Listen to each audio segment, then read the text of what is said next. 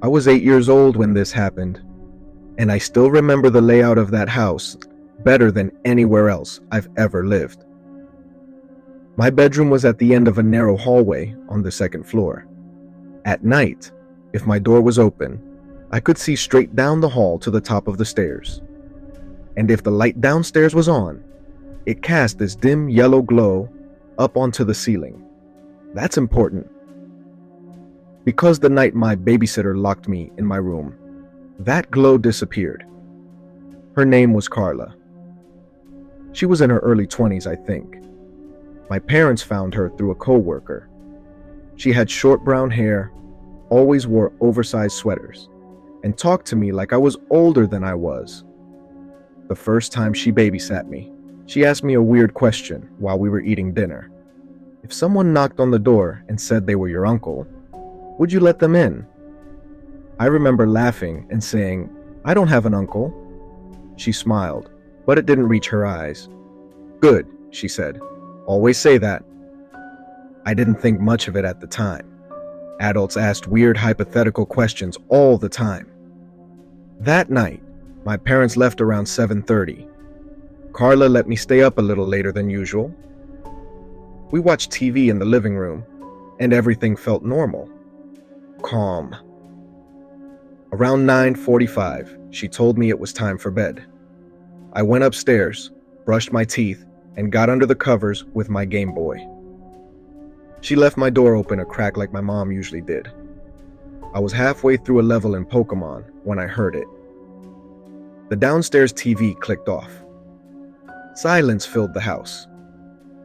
That wasn't unusual, but something about the timing felt off. It was too sudden. Then I heard the front door handle jiggle, not a knock, just the handle moving slightly. I froze, listening. It stopped. A few seconds passed. Then it happened again. Slow, careful, like someone was trying not to make noise. Before I could even process it, Carla burst into my room. She didn't knock. She didn't say my name. She came in fast and shut the door behind her. I heard the lock click. That was the first time I'd ever heard my bedroom door lock from the inside. She turned off the light. The only illumination left was the faint glow from my Game Boy screen. "Turn that off," she whispered sharply. I did. The room went completely dark. She moved toward me, and I could hear her breathing, quick, uneven. "What's happening?" I asked. She put her hand over my mouth. "Be quiet," she whispered. "Don't make a sound." My heart started pounding so hard I thought I might throw up. We stood there in silence. I could hear her shifting her weight, like she was listening for something downstairs. Then we both heard it. A knock. 3 slow taps on the front door. Not loud, not aggressive, just deliberate. My chest tightened. I looked toward the hallway, even though I couldn't see anything.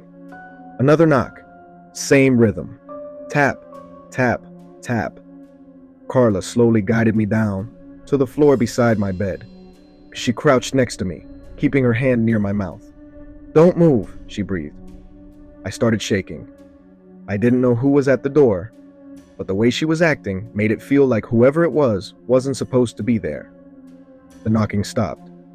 For a moment, I thought maybe they'd left. Then the front door handle began to turn. It didn't open. It just moved slightly, like someone testing it.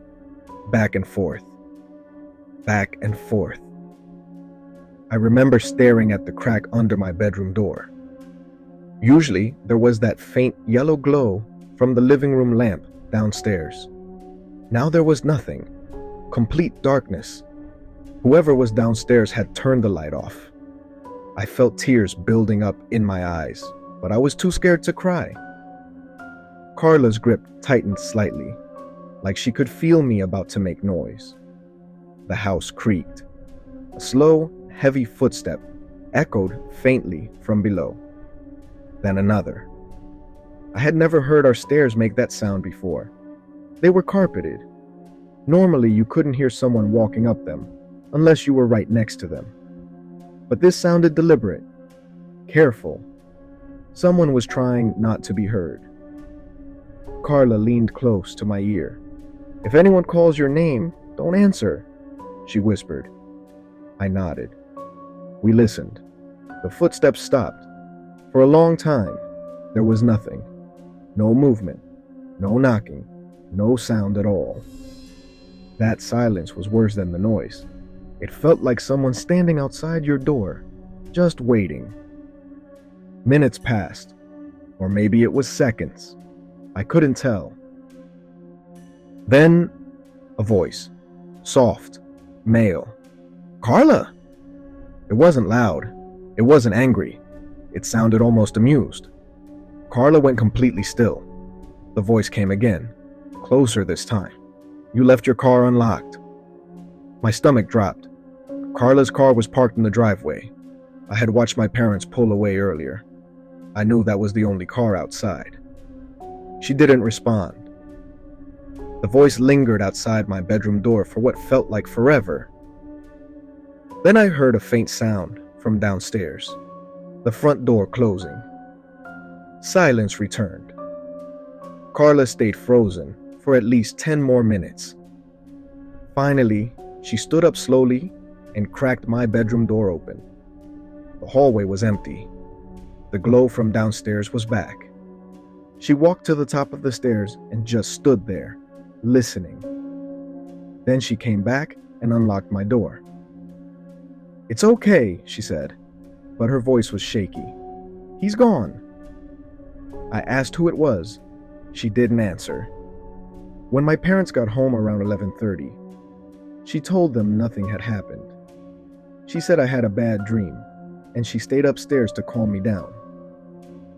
I tried to tell my dad about the knocking, about the voice. Carla interrupted and said I must have imagined it because I was half asleep. My parents believed her. She never babysat me again. About a year later, there was a news report about a man in our area who had been following babysitters home from grocery stores and gas stations. He would wait until the parents left, then try doors and windows to see if he could get inside without force. Sometimes he would knock first, just to see if anyone answered. I don't know if that was the same man. I don't know how he knew Carla's name, but I do know one thing. The way she reacted that night wasn't surprise. It was recognition.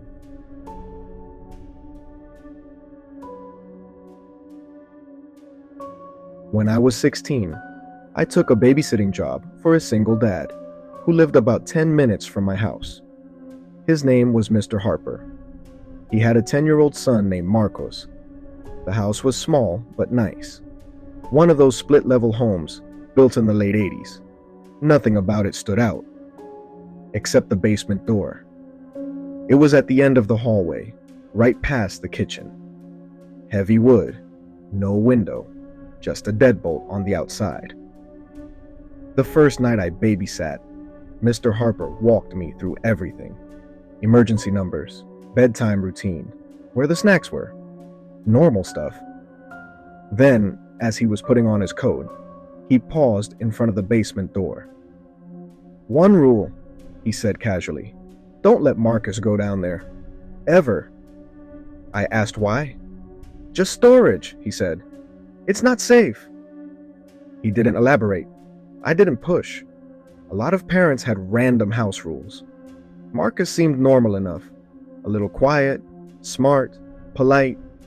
He liked horror movies more than most kids his age, which I thought was kind of funny at the time. Around 7:30, we were watching a movie in the living room when he asked if we could move downstairs to the basement because it's cooler down there. I told him we were staying upstairs. He stared at me for a second too long. "My dad won't know," he said. "I'll know," I replied. He didn't argue. He just turned back toward the TV. That should have been the end of it. Around 9:15, I sent him upstairs to brush his teeth. I stayed in the kitchen, scrolling through my phone. The house was quiet, except for the faint sound of pipes knocking occasionally. Normal house noises. Then I realized something. I hadn't heard Marcus in a while. No water running, no footsteps, just silence. I called his name. No response. I checked the upstairs bathroom. Empty. His bedroom. Empty. That's when I felt that first wave of panic. I walked back downstairs, telling myself he was probably just hiding to mess with me. Then I saw it. The basement door was slightly open, just a few inches. I know for a fact it had been closed earlier. I remember noticing the deadbolt.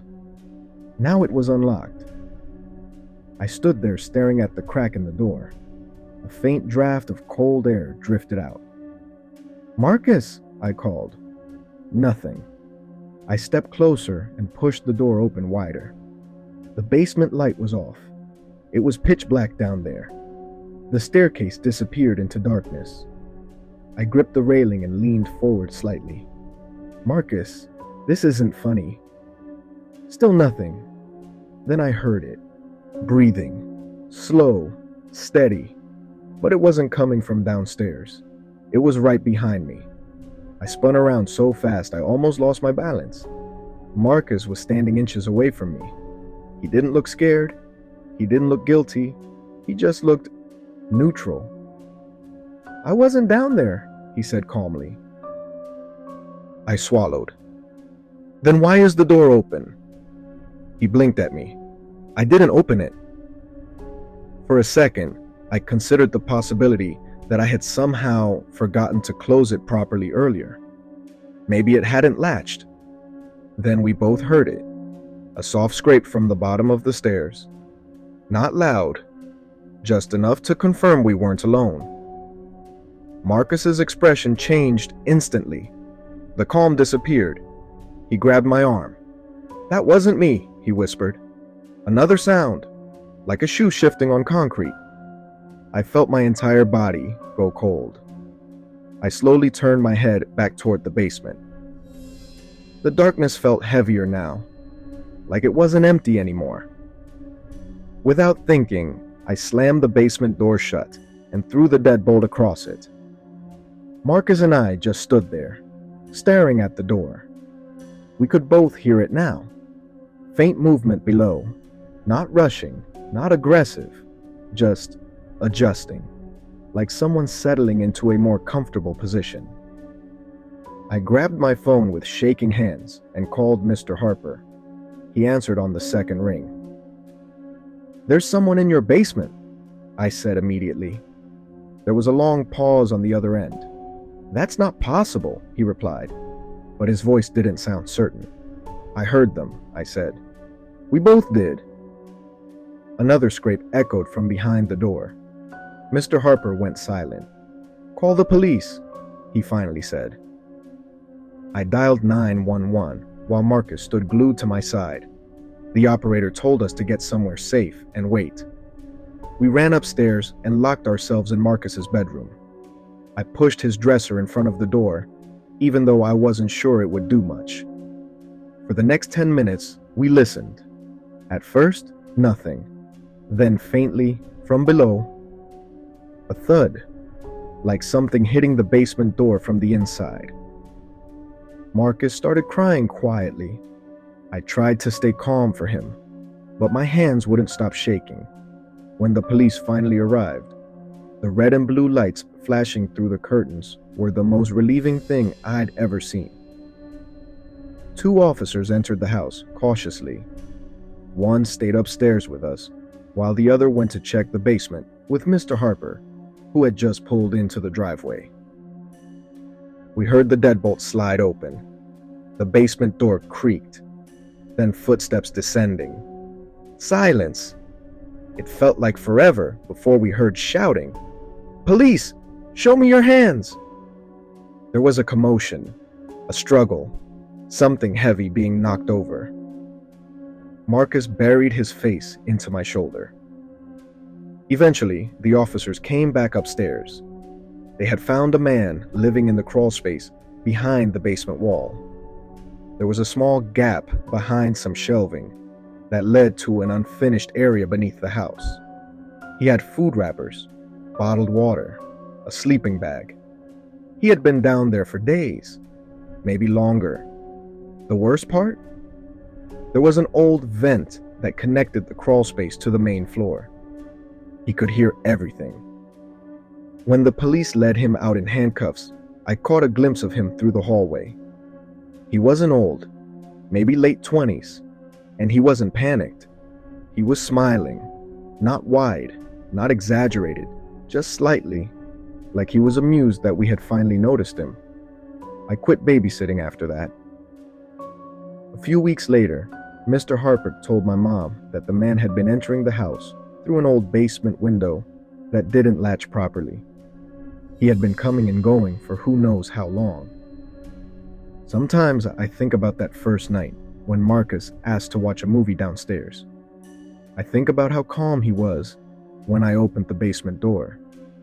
And I wonder, had he already heard the breathing before I did?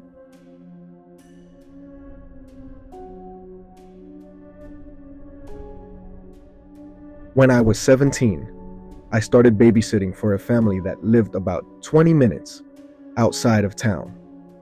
Their house sat at the end of a long, unlit road, surrounded by woods on 3 sides and a frozen cornfield on the 4th.